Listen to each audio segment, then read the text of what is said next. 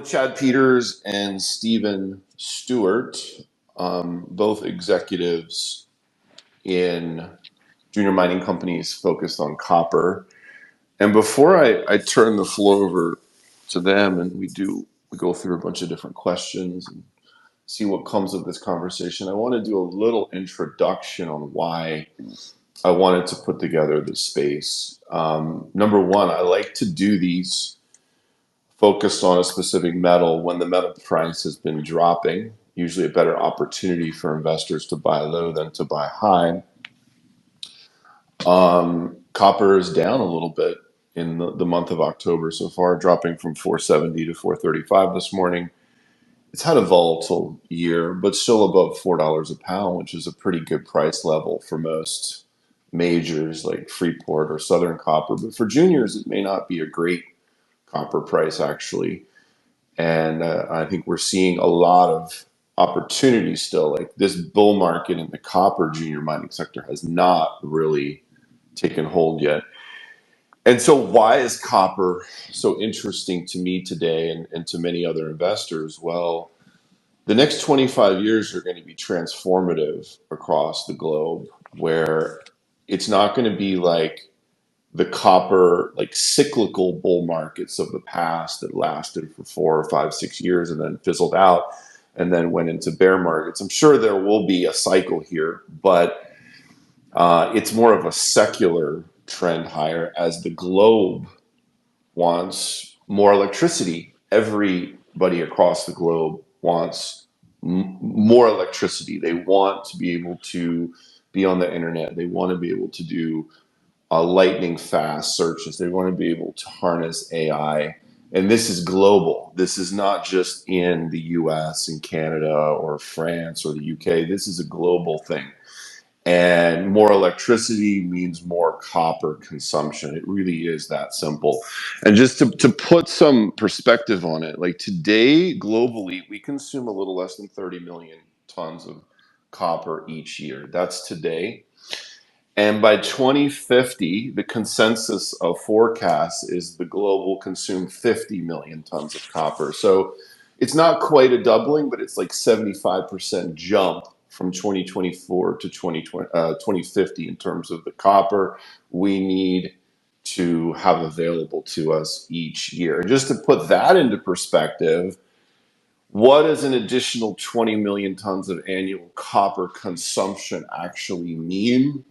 In terms of how do we get that copper, the mining industry? Well, there's a little mine in Panama called Cobre Panama that cost $10 billion to build. It's one of the biggest porphyry deposits in the world, and it was shut down last year by the Panamanian government. Well, prior to its shutdown, it achieved annual production of 350,000 tons. So that's a massive copper mine, a massive one of the largest in the world, and that produced 350,000 tons.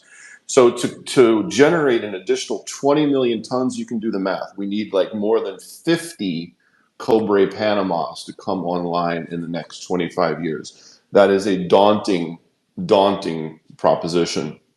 And before I ask Chad and Stephen to speak and introduce themselves and their companies, I'll just say this one thing. If somebody was given an opportunity to be born at any time in the last 100 years, or maybe even throughout the entire world history, so anytime in the history of the earth, if you had the opportunity to be born, but you knew that your occupation was going to be a copper mining CEO, you had a choice. You could go back in time or you could start right now. I think I would choose to be born right now and be a copper CEO right now. I think the opportunity is better today than it has ever been. Despite all the challenges out there and some of the negative things that we hear, I think the opportunity today is as bigger than it has been at any time in history. So on that note, we'll just go in alphabetical order. So Chad, why don't you kick us off and do a little introduction as to who you are, how you got into the mining industry, and tell us about Ridgeline. Sure. Yeah, so thanks for having me today. My name's Chad Peters. I'm president and CEO of Ridgeline Minerals. Actually, co-founded the company out of my garage in 2018. So I guess we kind of did it the hard, or maybe more likely the naive way, I think, was the way we started the company out. But our focus has been on precious and base metal exploration in Nevada primarily. My history, my past work experience is actually primarily narrow vein gold mining in Canada. But I've been in Nevada for the last 13 years and really got to see the potential here. So our company's kind of morphed into, I guess you could call it like a hybrid explorer. We have $60 million US in deals across three projects, with two of the projects held by Nevada Gold Mines, one of the projects held by South 32. Nevada Gold Mines has their hands in the gold portfolio. South 32 is actively exploring our CRD discovery at our Selena project. And then Ridgeline also ourselves, we've staked and have advanced the Big Blue project, which is a really exciting copper scar and porphyry target that hasn't been drilled in 100 years and just has incredible production or potential. It's a past producer, up to about 6%, I believe, is the average grade. So we're really excited about the copper space. That's what we've been leaning into over the last, call it 18 months, copper and base metals. So I think there's incredible potential in Nevada, and we're hoping to make a big discovery at Big Blue. Thanks, Chad. Yep. Stephen. Well, good morning, good afternoon, everybody. Rob, thanks for hosting, and it's great to be here with Chad. I've known Chad for a few years now, at least, and anybody who doesn't know him needs to pay attention to him. He's the real deal, one of the young guns of the industry, and I've told him before, and I'll say it here. I think he's one drill hole away from being famous. I really do, and I hope you're right, Steve. And he's done it, and they've done such a good job at creating a portfolio of companies down in the U.S. and structuring really wonderful deals with majors, and now I know they're developing their own project. So definitely this small cap, in particular, junior mining, it's all about the people. And so if you can find somebody like a Chad and get behind them and be patient with them, because this doesn't happen overnight, and it certainly doesn't happen linearly. But if you can invest in somebody like Chad for the long term, I think that's a smart bet. So, my name's Stewart, Toronto-based, chair of the org group. I'm here talking about QC Copper and its new acquisition of a Cuprum, which is an M&A deal between two companies, a part of the org group, to form a new company called XXIX. That's a mouthful. But what it means is 29, which of course is the atomic number for copper. So we're big copper fans within XXIX, but also I think I see on the line here we've got Tony Moreau from American Eagle. That's a big copper play. Very, very exciting with a big discovery there, big long intersections, copper gold porphyry in British Columbia. And part of our group, alongside with Tony, another one of our companies, Metal Energy, just acquired a very, very large land package in just contiguous with Highland Valley Copper and their Teck deposit. That's a brand new situation. We just scooped up, got a great deal. So why do I go on and on about these companies within our group? I'm just trying to emphasize our level of interest, exposure, and investment in the copper space. So we're really big believers in copper and gold and other commodities, but copper is really a fundamental metal. It's the most important metal, short of iron ore, but iron ore is generally for the big boys. So there's huge opportunity to invest, particularly in Canada and of course at the United States for Chad. But we focus on Canada because we understand the laws, the customs, the geology. And really, we think, and I think this is something that Rob mentioned the other day, is I think Canada's forgot about copper. And I think that's true. If you look at the production profiles relative to somewhere like Australia, we're trailing. But it's not because we don't have it. It's just because we haven't been investing in it properly. And that's a knock against Canada. And we can get into my views on Canada. But look, I think Canada is a wonderful place to be. We're doubling down on Canada because it has been in the dumps, but I think over the next 5 to 10 to 20 years, and that's how we think, in very, very long-term cycles, that copper is going to be a wonderful place to be. Because I'm not thinking about $4 copper. I'm not thinking about 5 or 6. I'm thinking about $10 and $15 copper, a long-term out. And any project we acquire, May not make sense at $3.50 or $4, but these projects, none of the projects here we're discussing are going to be built in the context of those prices. It's going to be a whole new ballgame. And we can talk about supply and demand, but to me, supply is the easiest thing to forecast. Demand is all over the place. And again, that's something we can talk about. But supply, all you need to look at is the degradation, which means the lower grade that we are mining today versus 5, 10, 15 years ago, and the fact that we're just not finding these big deposits. So copper is a super interesting metal to talk about. It's deep in terms of its economic impact, but also angles we can talk about. So look, thank you for Rob for inviting me. Thank you, Stephen. I appreciate that. Yeah, so lower grades is an excellent point, and also to find new ore bodies, we're having to go deeper and deeper into the earth, and that means it's more and more expensive, right? The days of finding massive porphyry deposits right at surface are probably in the rearview mirror. And here we have Ian. Welcome.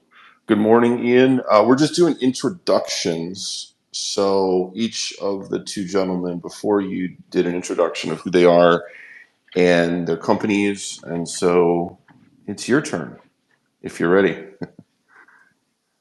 Yeah, so thanks a ton for having me. Obviously, this morning has been a busy day for us at Libero with exploration drilling, starting again at the McCall project in Colombia. But in a nutshell, if I had to describe Libero, is we are focused on post-resource copper assets, agnostic, but right now have our eyeballs on the Americas and definitely South America based on my background, because we have a unique experience between myself and also Director Ernie Mast at getting some of the larger copper projects in the world that have been built over the last 20 years into getting them, launching them, and either starting construction or getting all permits in place, and they went on to be built to be copper mines. And so I think that is definitely where my radar is looking. And I caught a little bit. Sorry, I showed up a little bit late on talking about what's going on, supply and demand. And also there's this, I see parts of the conversation going on all the time, especially on Twitter, and people are looking at what's copper price going to be and talk about how there's been an underinvestment and there's not enough exploration. But when you add to that, it takes at least 20 years from a discovery to get a project into production. How everything is going to play out should be very interesting. Because there's definitely been a massive lack of investment, but it's not a quick problem to solve. It's not like we can dump billions of dollars into copper exploration today and solve the supply problem in any short term. So the only other bit is Libero at the beginning of the year joined the Fiore Group with the sponsorship now of Frank Giustra, and that's really revitalized the company on our search to grow at a time when, despite having conversations like this today, the valuation of junior copper companies in terms of pounds of copper in the ground has never been lower, and actually has dropped 70% since 2021 alone, which wasn't a very great high spot, but it's kind of the last little blip that we had on the radar. Okay, thank you, Ian. So yeah, let's get into some Q&A. I've got a lot of questions. I don't know if we'll get to all of them, but if we can assert, if we can all agree, which I'm pretty sure the three of you, I think you do agree, that we need at least 50 Cobre Panama type mines to come online by 2050, so 26 years from now, to meet consumption globally. How do we do that? How does that happen? How does the copper mining industry, adapt and transform itself to meet what the world is hungry for? And that is more electricity and rewiring everything, and not just in advanced countries, quote unquote, like the US, but everywhere across the globe, like every corner of the globe. So we've seen some M&A activities in recent years. The most recent one was for Filo Corp down in Argentina, acquired by basically a JV of the largest mining company in the world, and then a mid-tier for about $4.3 billion. There's been some failed attempts of large companies coming together. They haven't made that work. We hear rumors of Freeport and Barrick and all these other things, but so far that hasn't happened. Where do you think, so we'll start with Chad and then we'll go in alphabetical order. Where do you think the copper mining sector is in the M&A cycle? Like, what part of the M&A cycle are we in currently? That's the first part of the question. And then the second part of the question is, what incentivizes big companies to make acquisitions? So two-part question there. I'll start with Chad.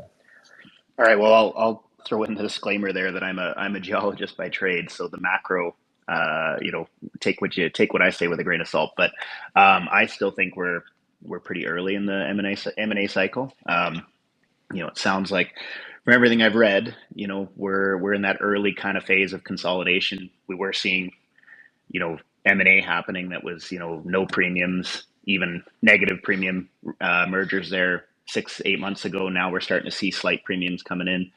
So I think we're kind of slowly heading into that phase where it'll become a frenzy with the different groups starting to consolidate. I think one of the hardest things about, part of the reason why we haven't seen new discoveries is complete underfunding and lack of support for, funding junior companies to do the actual R&D work that goes into making those discoveries. I mean, rarely do you see a major company, discover the mine that they're putting into production, right? It's usually bought or acquired through a joint venture or whatever. So, I was actually looking at, I was researching the Arrington district, which is a major copper district in Nevada, for those that aren't familiar, just this week, because historically our Big Blue project has been compared to that, to the Arrington district as far as age of mineralization, et cetera. And something that kind of really blew me away is the Pumpkin Hollow mine, which is currently in care and maintenance. They had they actually went bankrupt. But that was the last mine to go into production in the United States, the last primary copper mine to go into production in the US in the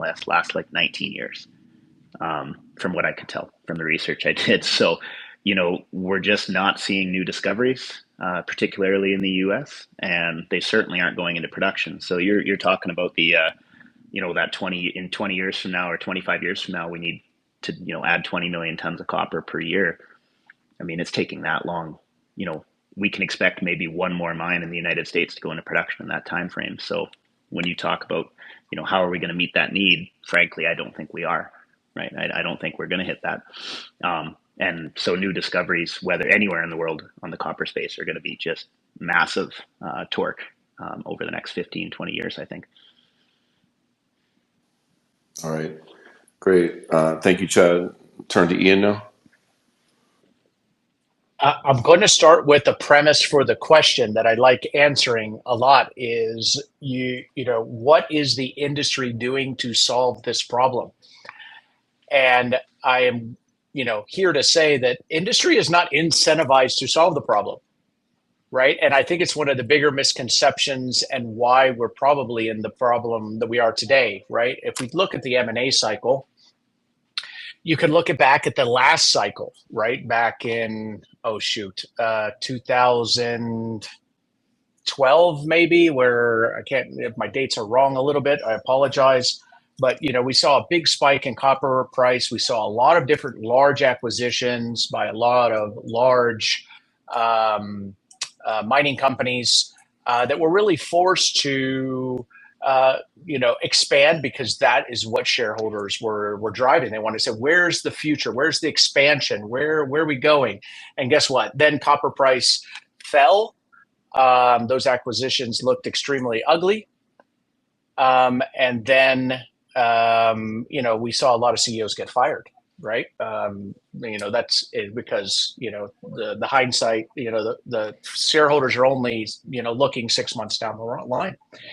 And I think that is one of the reasons why we're seeing that the major mining companies see the opportunity for growth through acquisition of producing assets, because it reduces the risk. They feel that copper price is going to go up, and they will see growth today through a increased price of copper. So they're exposed to copper price. And they, until they're forced to, they won't do acquisitions of higher risk projects. Now, the only place where I'll put in a touch there, where you might see companies that want some exposure to copper or are seeing nice valuations, are larger gold companies, right? So there you might see a little bit more willingness to take on some additional risk to get a project on their balance sheet that could actually have some significant torque. Where if you're looking at the very large copper producers, the size of project that they need is just daunting to actually do anything on their books, right? I'm saying this is a personal opinion. I see BHP probably buying Filo is they wanted to have their cake and eat it too, right? They wanted a nice acquisition, so lots of copper on the books, but it's not a project that's going to be built tomorrow. They're basically satisfying the question of what they're going to ask, where's your future copper resource? And they can point to Argentina and say, here's Filo, but not having to take on too much risk today on actually developing and constructing that project. And so that is a part of the problem, but it's also a part of the opportunity, right? So I feel that M&A will be spurred not by the mining industry, but by those companies that require copper, right? We're already seeing significant investment by car companies in offtake agreements, and I think that will only get bigger as they start seeing the threat. And the threat is simple, right? If 80% of the copper is smelted in China, why would they sell you copper? Why would they sell you copper for your electric vehicle and your electric motors when they can just sell the electric vehicle, right? Because you're getting into their dream where supply and demand is out of sync, and they are in a pole position because they control the raw material. So on the other side of M&A, I think it's going to be, you're looking at really, really low valuations for copper projects for pounds in the ground, despite of what we're seeing on the front cover of the Economist, and the copper's the new oil. I don't think there's many people that would disagree with the demand side of copper, the importance of copper. There's been a lack of investment in copper, but the valuations so far aren't showing that. So I do believe that it creates an opportunity for consolidation, right? There is an opportunity for consolidation. I think that we're suffering a little bit from past mistakes where investment was eaten up in G&A. And I think the market is wanting to see more discipline, even in the junior side, and want to see sponsorship behind the companies that know that they can move forward. And I do believe we'll see some consolidation. So there's a lot of moving parts going on. I know I just did painted kind of a murky picture, but it is also part of the huge opportunity that I think is going to start playing out in the copper space. Thank you, Ian. Stephen? Sure. Well, your first question was, where are we in this cycle? And my response is that we haven't even begun.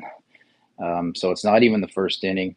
I don't even think the players have put their uniform on yet. While we are seeing some consolidation and some movement, it's loosening up a little bit. Consolidation doesn't solve for the problem. If you believe that we need 50 Cobra Panamas between now and 2050, I think you said, and you should take that with a grain of salt, of course.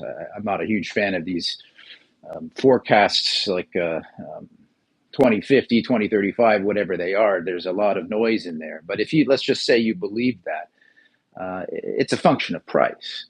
That's the only way you could solve the problem. You'd also have to take a total fundamental change in the way you view the permitting regime, which is getting worse and worse. So, 2050 is not too long. It's 26 almost 25, let's just say 25 years away. And when you say that that's kind of the lifespan between discovery to production in a typical discovery, and call it a Western, certainly in a Western type society, non-West Africa, where you can build things quickly, it's just totally impossible. So you need the price to be considered in a completely new context, and you need to streamline the extreme bureaucracy that has become permitting. So those are two things that would have to occur in order for us to even have a hope of getting 50 Cobras in the next 25 years. But it's basically, impossible to do that, I think. But if you did believe it, you should be buying copper hand over fist. Because again, just goes back to price and cents all. I mean, if you think you can mine gold from the ocean if the price is high enough, and the same is true for copper. So that's why I'm so fixated on thinking about things in terms of a new paradigm of pricing. Second question was, where are the big companies' incentives? When are they going to start to move? Well, they're big bureaucracies. One of my colleagues mentioned that they were afraid of losing their jobs as a result of what happened in the last cycle 14, 15 years ago. That's true. But we got to break out of that context of fear and thinking. Again, it's in group thinking. They all sort of think alike. And so that's why I think FOMO is going to be what brings them out. When they all clamor for each other and they go up the risk cycle and they buy the mid-tiers and eventually they come to gobble up the QC coppers of the world, they're just going to be chasing each other to do so. And so that's when the real fun is going to begin. But that's probably a few years away. And also, I think they need to stop thinking in terms of fear. I think, honestly, again, just to emphasize, everybody's mindset is thinking about, we need $4.50 or $5 price incentive. And I think that's when they start building mines. But by the time they greenlight any mine, it's going to take years to build, and we could be $10 copper by then. And so I think when the big companies accept that there is a new pricing paradigm coming and that they have to evaluate projects on that basis, then it just opens up the floodgates for acquisitions and moving things forward. But again, I think it's going to take time, more time than I want. This business requires patience.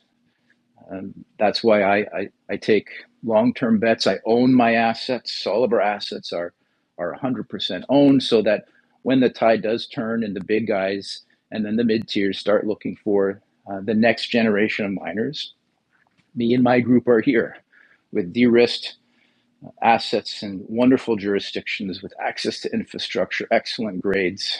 And that's where I focus on. And so I think that is coming. I don't know when, but that is coming. It's on the horizon. And I recommend that everybody position themselves accordingly. And that's not just unique to metals. It's really across a broad spectrum, although, as I said off the top, we're certainly consolidating and concentrating our efforts in copper because we think that narrative is true. Thank you, Stephen. So, I chose the three of you because you are each focused on copper in your own way, in your own part of the Americas. But copper is what drives your companies, and it will continue to drive your company. So I'm interested in terms of what your thinking is, in terms of what a junior needs to do, what kind of a new discovery or what kind of a project does a junior need to acquire and advance, in order to get that interest from a Freeport or a Barrick or whoever to say, you know what, we want to buy you out at 100% premium. We want to take this over because we think it's so good. So what does a junior need to do to have that windfall win for its shareholders? Let's start with Chad. Well, we're still working on that windfall win, but yeah, I think something that we really focus on. We have exposure to gold, silver, and copper, all the base metals, and every one of those projects, regardless of commodity, we focused on scale. So the big thing for us is that the majors look for is they don't want to make, they don't want to make just one discovery on their project, right? They want to find, multiple deposit styles, or multiple copper porphyry centers, right? So every project that we pick up, if we have high conviction in the project, we pick up massive land positions. So, Big Blue, for example, is over 600 claims, 40 square kilometers. And we've identified what we think is two porphyry centers on the project. So to entice the big guys, they need to see that potential pathway to a world-class asset. And, we're so early stage that, of course, there's lots of questions that need to be answered before that can be proven out. But I do think that in my time talking to the majors and, having lots of them kick tires, the common answer back is, we're not looking for small things, right? They want new discoveries in old districts, right? They want to be able to have the comfort of exploring in Colombia or exploring in Canada, like Ian and Stephen are doing, right? But they want those jurisdictions, but they also want new districts. They want new discoveries. So I think scale's the number one thing we focus on early to try to entice the big guys in. Thank you, Chuck. We'll go to Ian.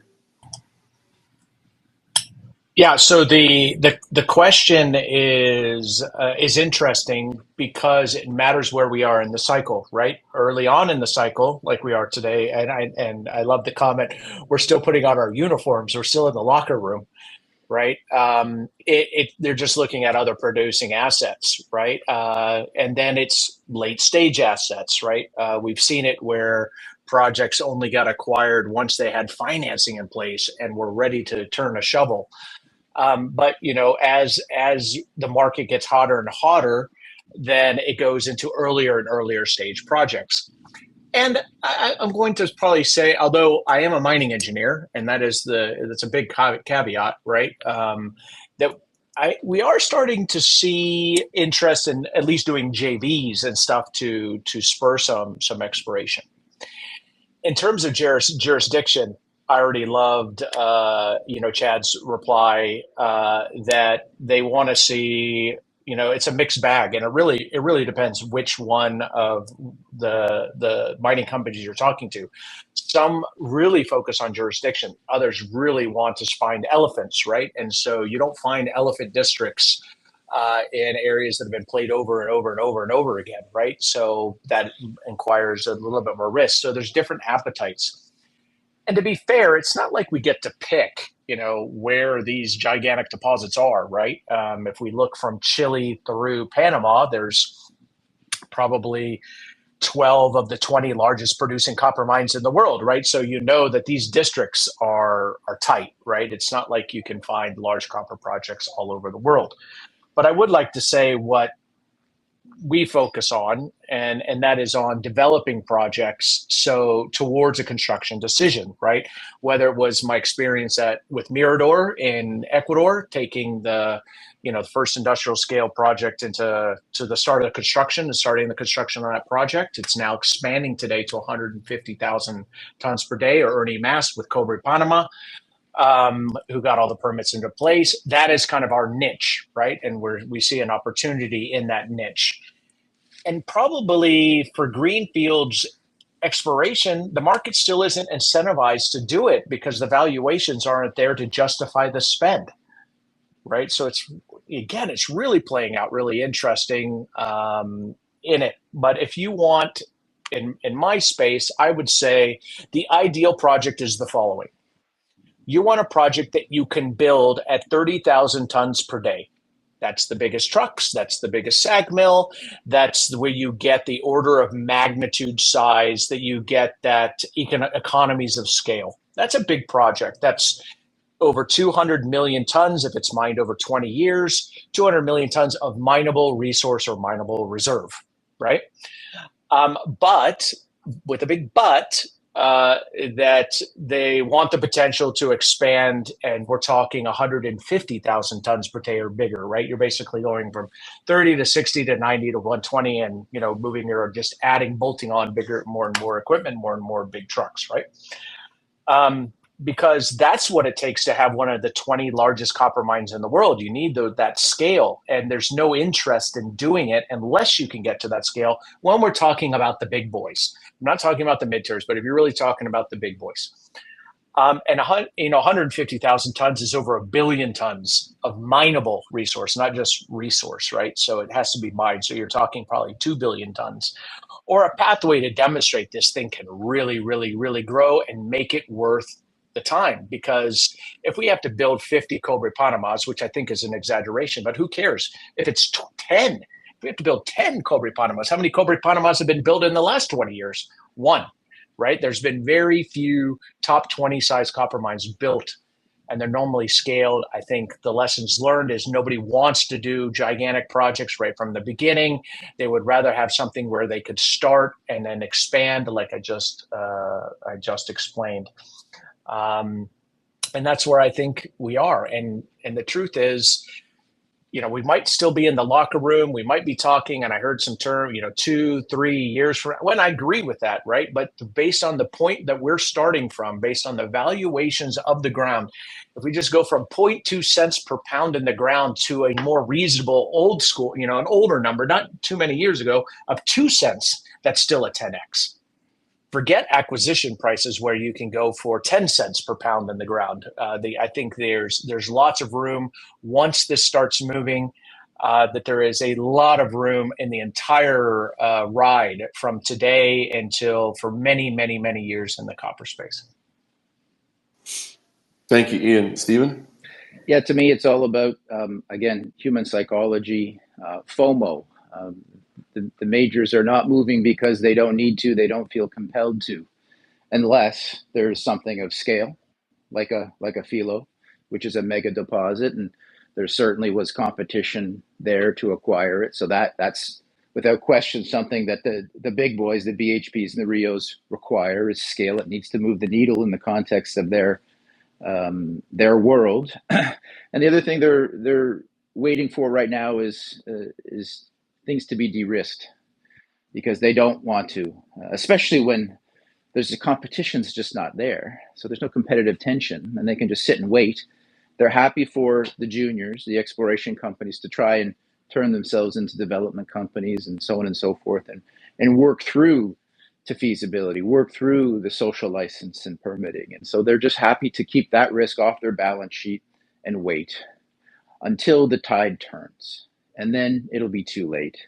I really do think that they are missing an opportunity, and have missed an opportunity for the last 5 years, to take advantage of this absolute drought in the metals market, not just copper, but since we're focused on copper, it's these projects are just not getting value. As Ian just said, the sort of, I don't know if it's a norm, but let's just reference the 0.2 cents per pound copper relative to historic thumb sucks or rule of thumbs that everybody got for in situ pounds. So it's just so cheap right now. I think they should be taking risk.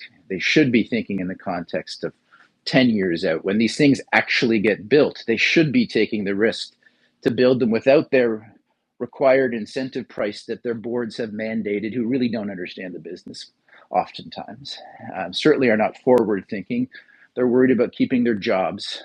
So these big companies, as wonderful as they are and as risk oriented as they are, they lack the entrepreneurial vision to separate themselves. They're comfortable being within the pack and not leaders, whereas that's different amongst our world. We have to be different, think different, be leaders, be forward thinking, take these risks, and I think those risks will be rewarded, quite handsomely, if you can afford to be patient and wait and be smart with your capital allocation and continue to de-risk it, but also don't blow the bank, because whether you have a $10 million exploration budget in 2025 or a $5 million exploration budget, if I'm right, it won't really matter, provided your project is of a certain level of quality and scale and whatnot. So you're better keeping that $5 million on your balance sheet. You need to move it forward, but you don't need to go for gusto, as they say. And another point I'll make, it was raised by somebody just in the earlier answer was about construction financing. That's something that the majors are highly cognizant of. So if they want your asset, I'll tell you one thing: they don't want you doing any construction financing, which includes streams, royalties, heavy loans with all sorts of covenants and other things that can really screw it up for the majors. So these companies do find themselves, especially if you're in feasibility and they feel the pressure to go to production.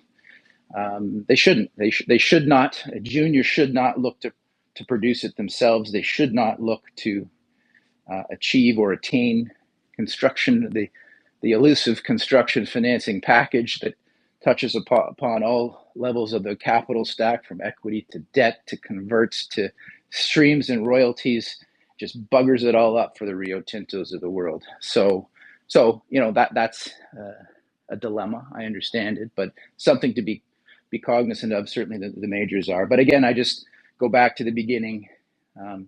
Patience. Wait for the FOMO, because they will all act with groupthink, just as they're acting with groupthink over the last 10 years. In the next cycle, they'll all act the same.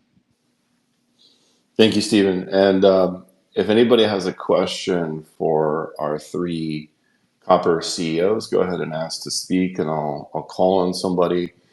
A lot of really good points brought up there in that last round of responses. I want to address a few. So, Stephen, you brought up how the big companies think, they're slow to act, they're adverse to risk. A lot of the executives, if we look at incentives in the world, we can see the results that are going to come about. And I'm just thinking of like some big mining CEO sitting in some big office building in a big city, getting whatever $2, $3, $4 million salary with options and all the benefits. And their incentive is to just keep that position because their life is great. And they just don't want to lose the CEO role of this big mining company. So how would they lose the role? They would screw up, making a really bad acquisition, blowing through a lot of capital, share price drops, right? So it's generally a lot of these companies are incentivized to not take big risks. And actually, I was brought up by Ian, the last big M&A cycle, 2010, 2012, we had Freeport buying Phelps Dodge, actually proved out eventually to be a decent acquisition for Freeport, but they did that right before the global financial crisis. And Freeport the company almost failed there in the very bottom of that financial crisis, as many companies almost did.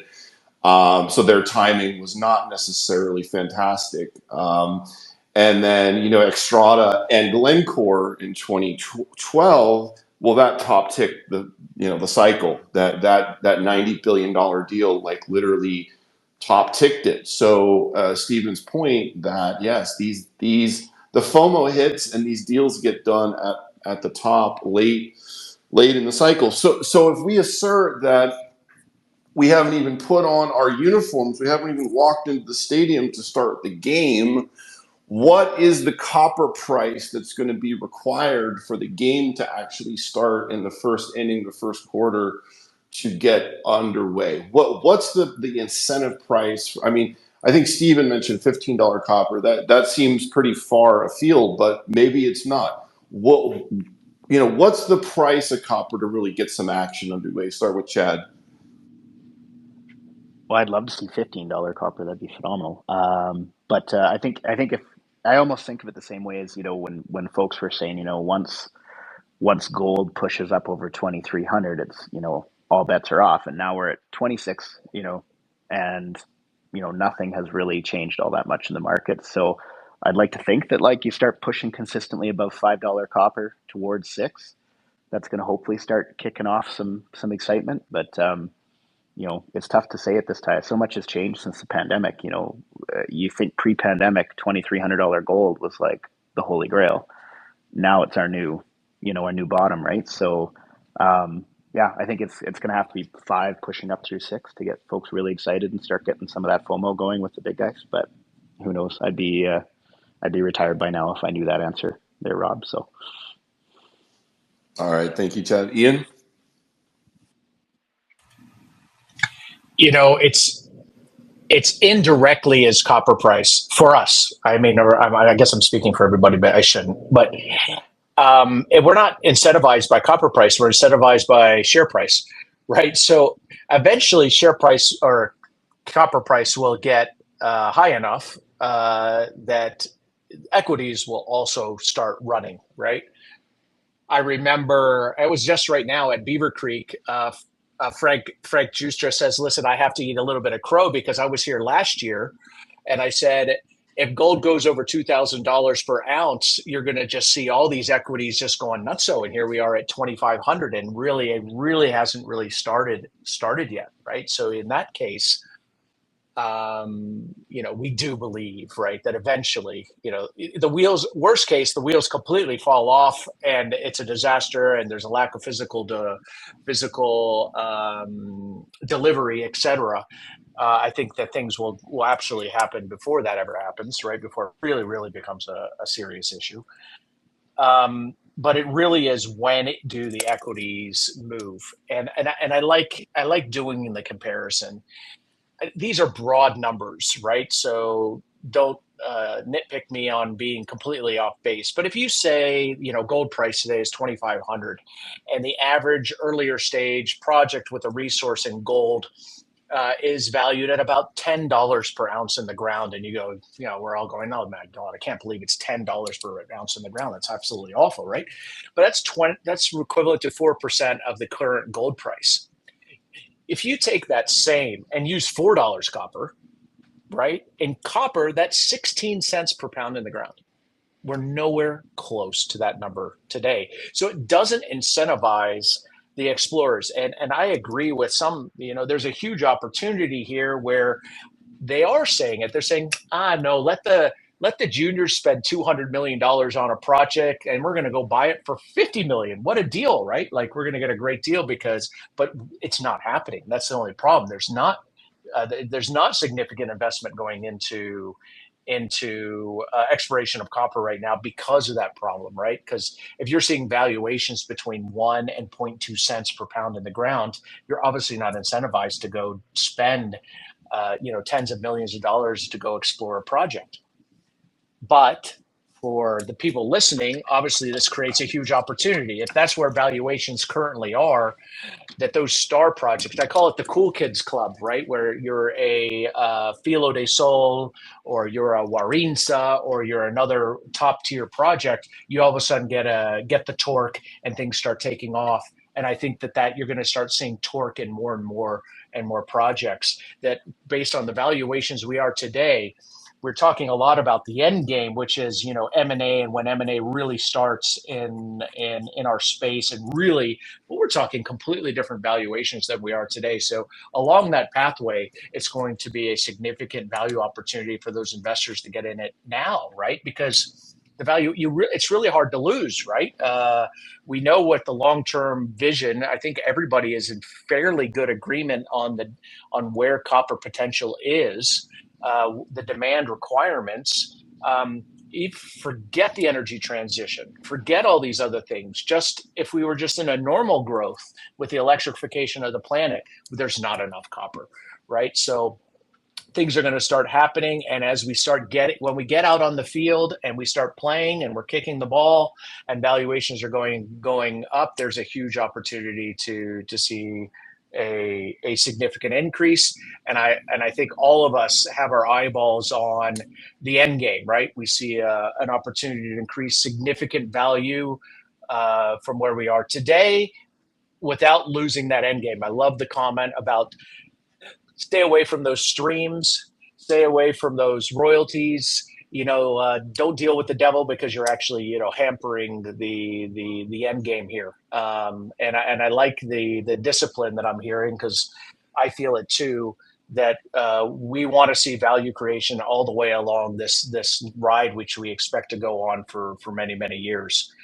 And I'm sorry, I'm just going to say one last thing. It's when we're in a bull market, it's hard to separate the good companies from the bad. You go to PDAC and there's thousands of companies and you can't tell the difference between everybody. I like my hats off to anybody else that's in this room right now because the survivors have obviously been disciplined. and to getting to the place that we are today, and surviving this and have the experience, have the bruises, have the knocks, and worked in the trenches to really obviously take advantage of this anticipated bull that we will be getting into in copper. Thank you, Ian. I have to do a small fact check on you. Sorry, buddy. The actual gold price that juniors are being valued at is closer to 0.5% of the gold price, 0.5%. If we assume it's like 15 or 20 bucks an ounce is like the average valuation, that's about 0.5% of the gold price. Copper juniors are being valued at less than 0.2% of the copper price per pound. So there is a valuation gap between gold and copper, no doubt, but it's not quite as extreme as you stated.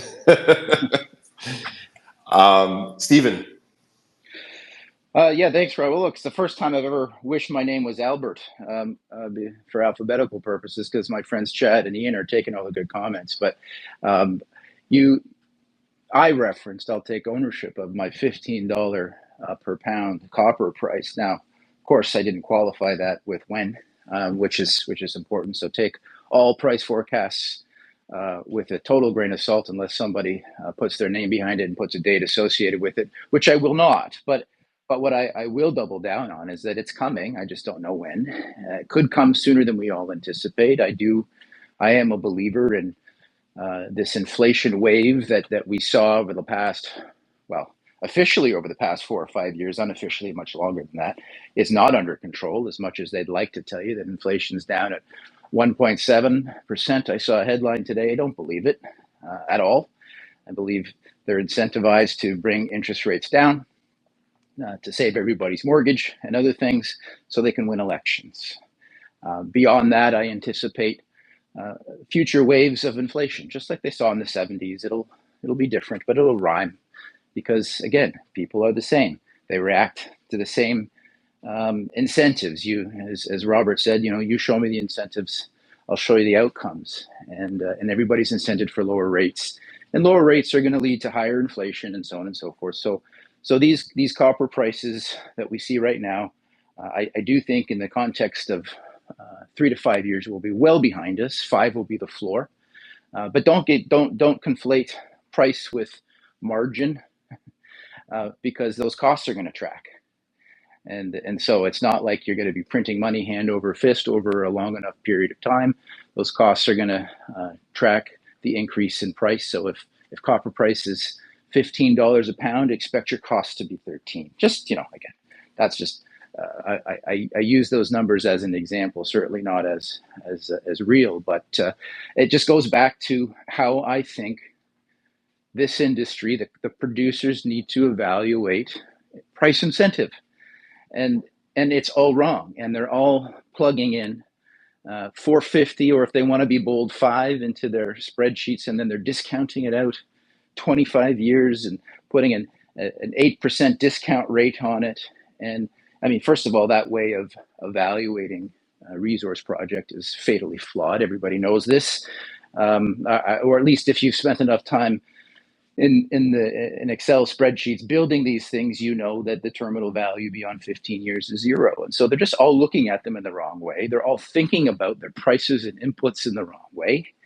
I think it would be nice, it'd be refreshing, and I would buy shares in a major copper producer who went out there on a limb and said, look, I'm just going to go up and buy a bunch of projects and I'm going to build them right now without the consensus price incentives to be different, because by the time my peers realize I'm right, they'll be too late, and they will be caught up, and they will be building in the context of higher costs all alongside each other, and they will be bidding up each other alongside each other against overvalued projects, etc. So I think first mover, or the first 3 or 4 mover advantages here, are going to be key, and they're going to define who are the next generation Freeports, etc., etc. So I just think it just requires, one, you got to look at the human psychology of it all. You have to look at things over a long term. And we all need to get away from this fear that has been pervasive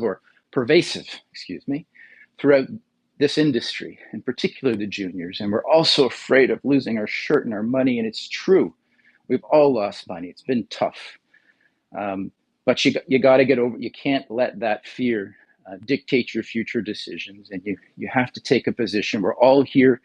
I don't like to talk too much about the macro because it's well above my pay grade and it's something I can't control. And so that's why you got to focus on the project. I think that's the most important thing. And where's your project stand next to the others? How can it be developed? Does it have scale?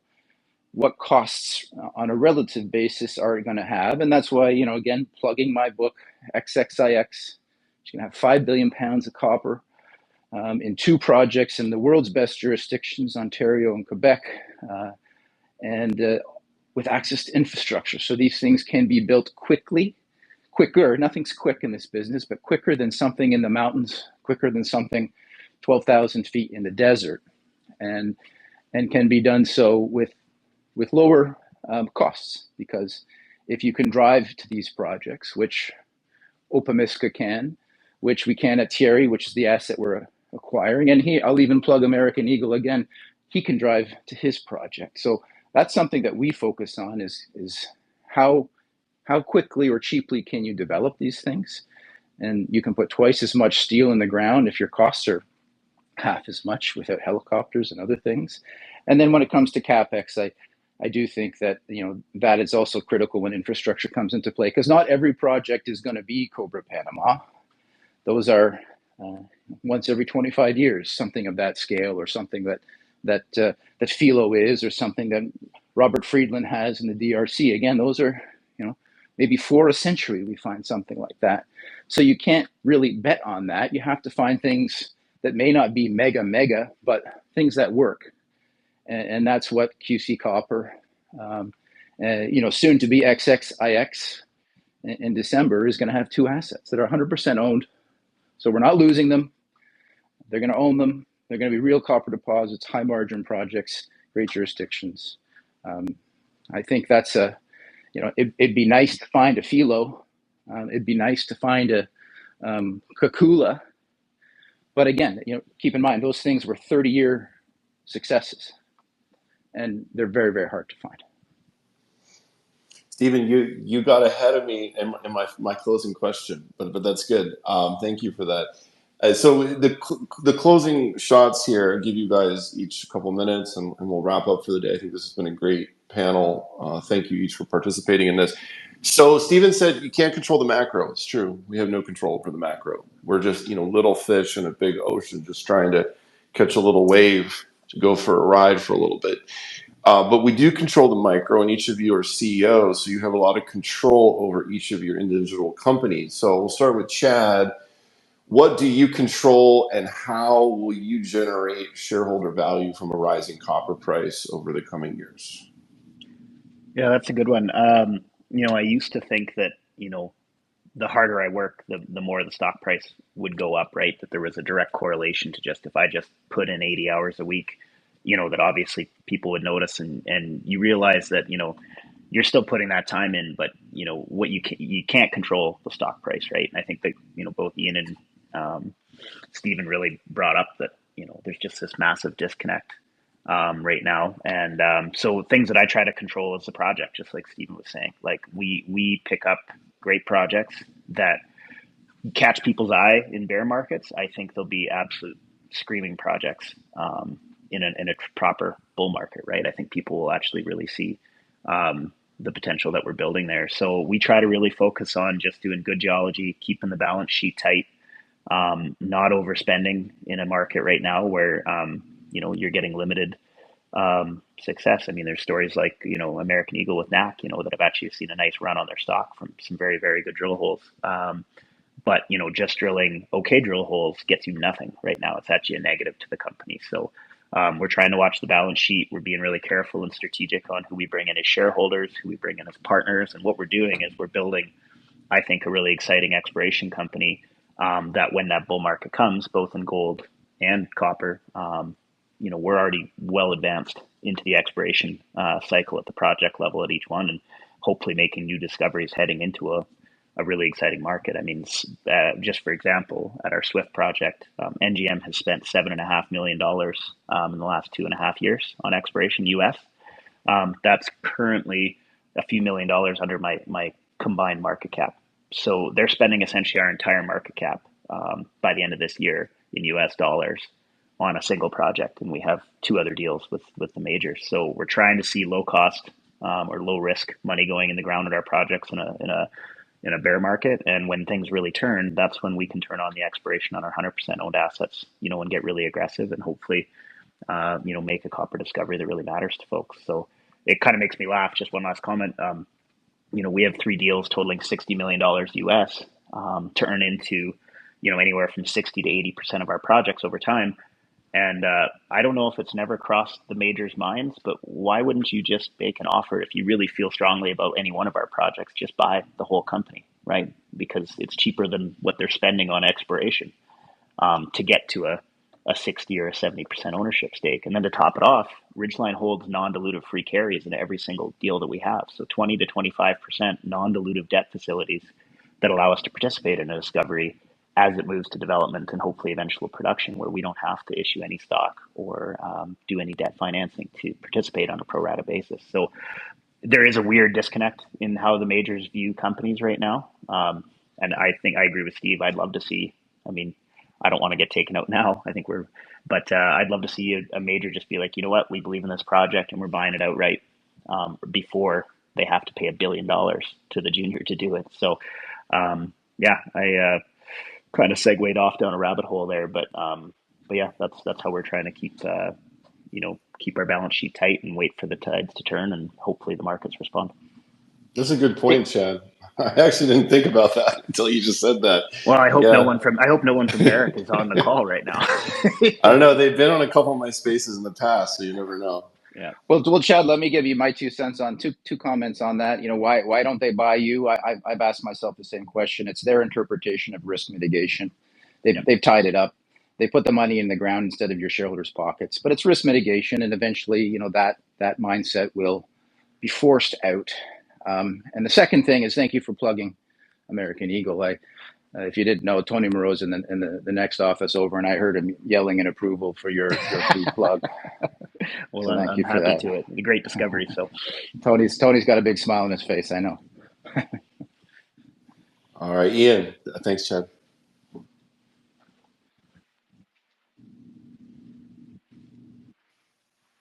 Ian, it's your turn for your closing shots. Have we lost our friend in Colombia? I don't know. Maybe he didn't like the fact check. Oh, sorry. Maybe, because I think part of that conversation got cut out, but I do remember the original question, right? And just a couple things. So obviously, it's the most difficult thing in our job right now is ensuring that what we do with our money creates more value than we are spending. And that's a difficult proposition.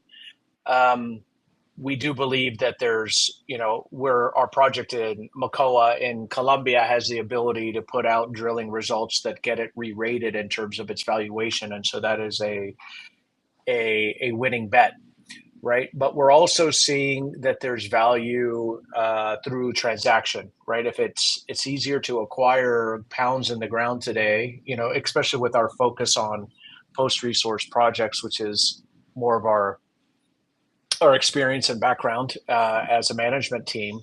If it's cheaper to do acquisitions today than it is to discover them, then obviously that's a positive approach.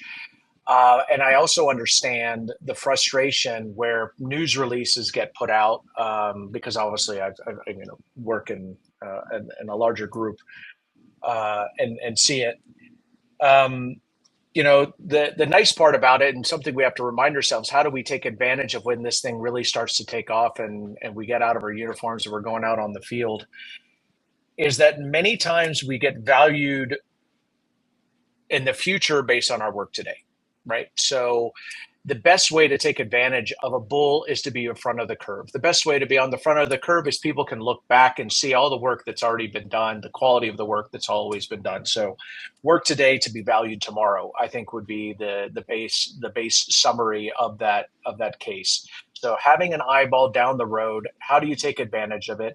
pounds in the ground are going to have significant value, how to add pounds in the ground for less than it costs you to put them, to discover them or acquire them, and continue to work and do the work that all those press releases that you put out and your stock went down 1% on the day will probably gain you 10% in the future, right?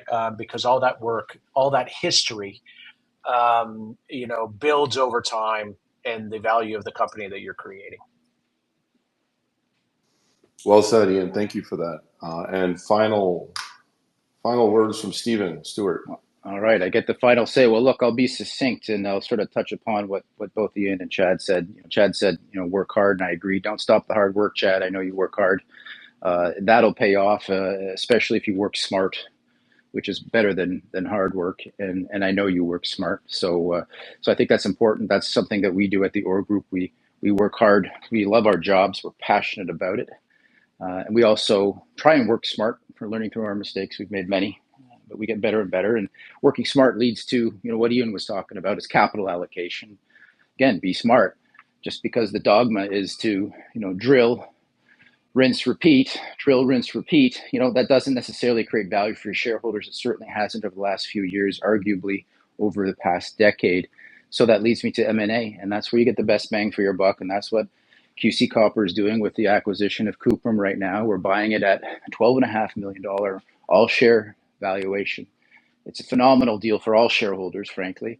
But you just simply could not acquire a multi-billion pound copper deposit in the middle of Ontario and drill that out. It's just impossible, let alone the risk of finding it in the first place. So instead of, QC Copper could have taken $12.5 million, diluted into financing, and put that money into its project. And that would have been fine. It would have been good. We would have developed the Opemiska, which is something we are going to do for sure. However, the best capital allocation strategy, the best bang for our buck, was to buy somebody else's asset and then wait for all of our cost of capital to go down substantially, so that when we do raise money and we do want to invest $12.5 million into the Opemiska or into Cuprum's 100% owned asset, we do it by giving away 2% of our company, not 20% or 50%, where all of us are struggling with right now. So it's about capital allocation, being smart, making sure your leaders and your capital allocators are well aligned with shareholders, just like those big CEOs. Make sure they're not making $5 million a year, rain or shine. And I think it's not hard to find out who's active in this space, who's reputable, who's willing to talk to shareholders. I applaud all the guys here on the call talking and leveraging Robert's audience. He's got a big audience. Look, it's guys, the three guys here, putting themselves out here, opening themselves up for questions on the spot. I mean, those are the type of people you want to invest in. And so, look, thanks as we wrap up. Thanks to Robert for giving us the opportunity to leverage his audience. Thanks, Rob. Thank you, Stephen. Thanks to the three CEOs for joining, taking time out of their day. Thanks for the viewers for listening in. This will be up on my YouTube, Goldfinger Capital, in the next couple of days. Cheers, and thanks, everybody.